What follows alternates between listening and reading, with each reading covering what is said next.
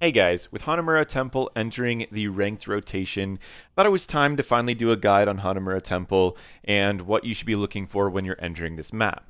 Hanamura Temple is a map that has two lanes that are very far from each other. It is not a type of map you can be double soaking these lanes. You definitely want to have at least one solo laner up in the top lane, and it's usually the top lane, despite the fact that this map is not symmetrical, which means that it actually would be better for right side to have 4 people up top and left side to have 4 people down bot, just because of the camp placements.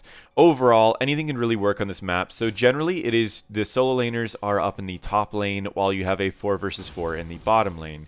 You could also go with a 2-3 if you feel your solo laner is struggling, but it's not a map that you need to have your solo laner win that particular lane, which makes it an easier map for you to just throw maybe someone who's better for team fights, like a Blaze or a Leoric up top, rather than someone like a Rexar who just wins the lane.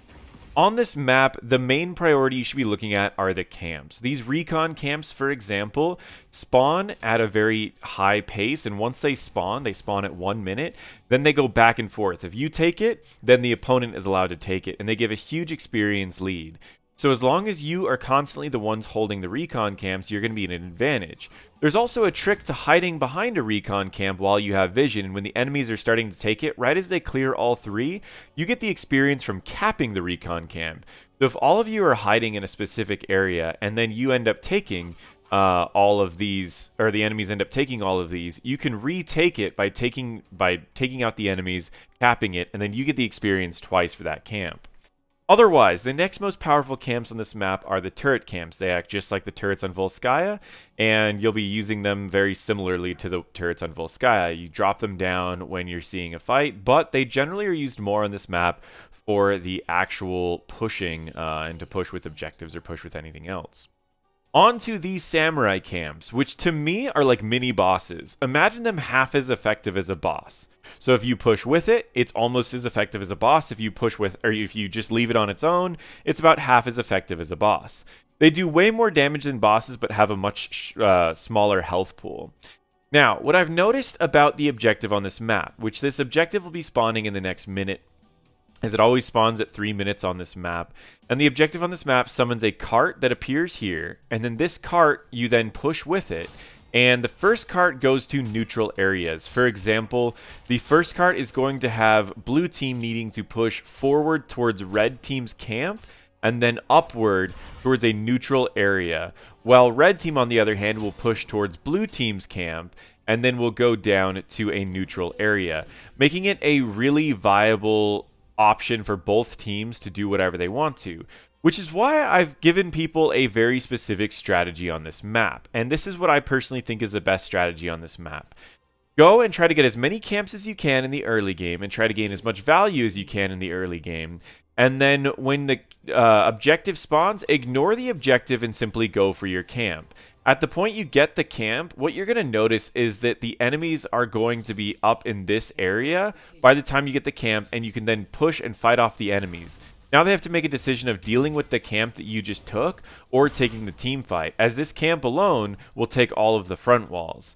And it's just one of these objectives where the objective isn't as powerful as something else that's on the map. In this particular case, this objective is actually weaker than the camps in the early game. So it's better to just simply get the camps in the early game than it is to get the objective. You can see that we've gotten a couple camps in the early game. It allows us to get a half a level lead on the enemies, and we also got a couple kills, and now we have the camp pushing up in the top lane. We'll see it up there, and we decide to take a fight. We have the advantage because we have a camp pushing, so we can play it a lot slower, and so we're just playing these out very, very slow, not taking anything too crazy, and just taking it one hit at a time. This is a Storm League game, but it is, I would say, mid-diamond from this particular one, so it's not going to be too crazy from either team. You can see we do a decent amount of damage to the enemies, and now watch up at top lane right now as this fight is going on. The enemies have to play desperate. They have to take the fight fast, or else they're going to lose a lot. And because they're taking the fight, and they're getting a little desperate in the fights, you can see how much this is able to take. It not only takes the front walls here, but it's also going to take a decent chunk of this fort. So right there, right off the bat, you can see with the camp, we took about 30 to 40% of the objective, or sorry, of the fort. And now when this objective is now picked up, you'll see how much it actually does to the front walls. Because it doesn't do AoE damage, it's not going to affect the walls here. It's simply just going to hit the structures. And so if you can destroy the walls ahead of time, which I'll talk about that a little bit later, you can see it did just about the same amount of damage as a camp. A little bit more, but overall, it's almost better to just focus on the cams. And especially if you can get the camp during the objective, because then you usually will also lead to getting the objective. When you start reaching the mid-game of this map, well, that's a great strategy to start on the early game. The mid-game of this map, you're going to want to start continuing to abuse the camps, abusing the vision that you have, and fighting people over these camps. Taking fights that you can take where any enemies are out of position. You want to be carrying as many camps as you can, as many turrets as you can, and whenever you start pushing, you want to push with those. Because the objective will hit the turret into the wall, what's best is to try to destroy the walls first before you get the objective. One objective will take an entire fort by itself as long as you've destroyed the walls ahead of time.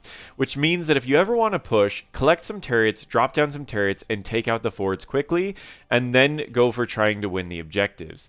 Not only that, it will give you a decent amount of experience whenever you destroy these turrets, get the camps that you need to in order to get that, and go from there. On this map, whenever you find yourself in any sort of advantage, stealing the enemy's camps is probably the biggest priority.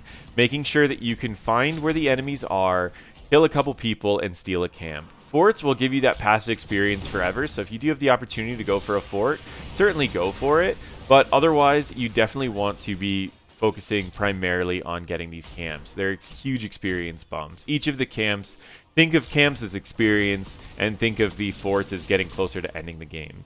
But overall, you want both. When you have an advantage with experience, you go for forts. When you are in even tiers, you go for camps. That's the general rule, I would say. As the game starts reaching the late game, you want to start looking for ways to close out the game.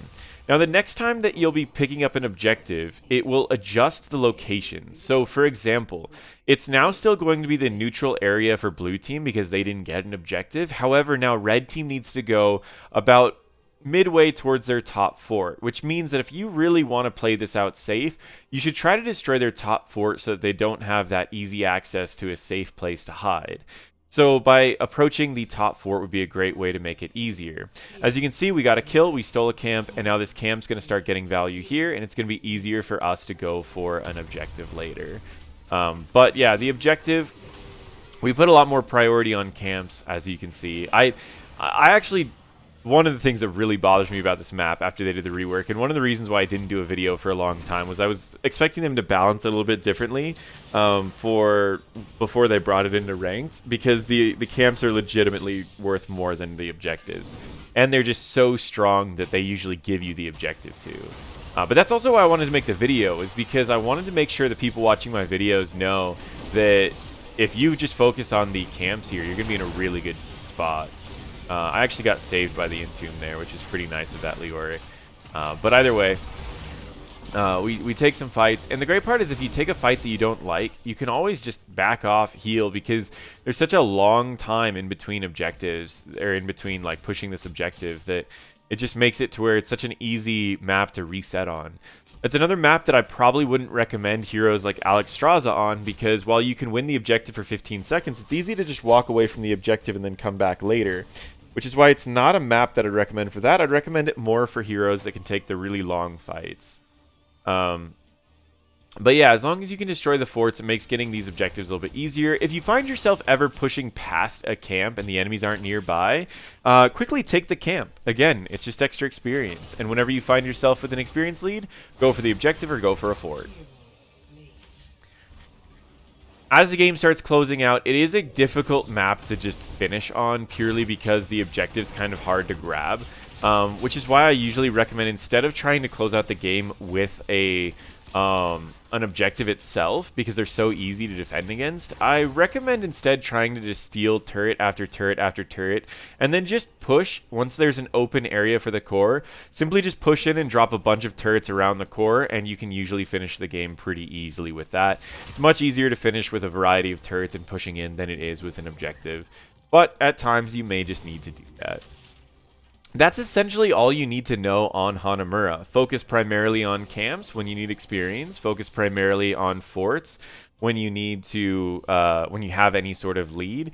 And then objectives are just kind of side things that you want to do towards getting everything else. So whenever you're getting an objective and pushing it, try to grab the camps along the way, as well as just make sure that you're getting the objectives when you have a lead. The easiest way to get a lead is by grabbing the camps before the objective spawns, or to pick up a camp while the enemies are trying to push the objective. When you start reaching all the way to the late game, I'll show you a little bit of how this is going, but ultimately this game is just turned more into a snowball at this point, and it's a rather easy map to snowball purely because once you can get a lead, it's very easy to win fights while also pushing things and just taking back any sort of experience the enemies had. When you're behind, though, on this map, the biggest thing that you want to do is take the camps that are safe for you guys to take and utilize those camps. For example, if I was on blue team right now, what I would be looking for is to not try to take a major fight down 16s, but instead look to wait for these camps to spawn, try to grab the camps that I can grab safely, maybe take back the vision camp that I can, and just see if we can wait to possibly get a pick with something major. An entomb into a Riptire can do something like 3,000 damage between the two of them. It's enough to blow up one target if they really focus on it. So getting back vision would be their priority right now, and seeing if they can sneak at least one kill in there with possibly an enemy. Otherwise, though, coming back from this map is really difficult because there's not a lot of bushes and there's not a lot of places that you can hide and get a sneaky kill so that you can get that bonus experience from being behind. It's a challenging map to come back from, which is why it's so important to get the camps in the early game, keep your experience up with the enemies at all times. And this game feels like a little bit of a stomp, and I feel bad because we do have someone on our team with a Smurf, as well as I placed a lot lower rank than I normally am. So we're in kind of a much lower rank area for our ranked games. But generally, that is the strategy for this map. Closing it out tends to just be a matter of... really, I rarely close out this game with the objective. I almost always close out the game by just pushing. The objective can close it out. It doesn't do 100% of the core health if there's no keeps available, but it gets it really close. So if you do win the objective and there's nothing up, you do want to push with it just a little bit, possibly even just suicide in to get a couple hits off, get like maybe 20% of the core on your own. But we'll show off the end of the game. With still having the level 16 talent tier, we'll focus primarily on getting the advantages because we already have the experience lead. We want to push the experience lead now. And again, if you're ever near it at camp, you usually want to take it really quickly. In this case, we already have everything we need. We just want to end off the game. So now you can see we got the objective. It does go towards any extra fountains that are available, so keep that in mind. And we end up going for a team fight here as we still have the level 16 advantage. We have a bunker available in case we need it, and we have the breath. You get to see how much damage it does do to the core. It's a good amount, but even if that fountain wasn't there, that wouldn't be enough to end out the game, which is why I don't like ending on the objective. I would rather try to end the game out by simply just pushing with it and using any sort of turrets that you gathered along the way. So, moral of the story for this map is that the objective is rather weak. You shouldn't focus heavily on it, and you shouldn't die over trying to get the objective.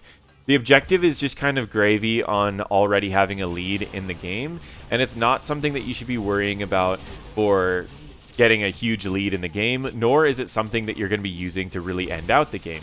It's just extra stuff if you do have a lead and you want to go for it. The way to truly get ahead in this game is camps, and the way to truly end out the game is simply just pushing with your team and getting value off of what you do have from those advantages you gain in the early game. Anyways, if you have any other tips that you want to add for Hanamura Temple, feel free to throw it in the comments below. Thank you guys so much for watching, and feel free to share this video with anyone who is having trouble on this map.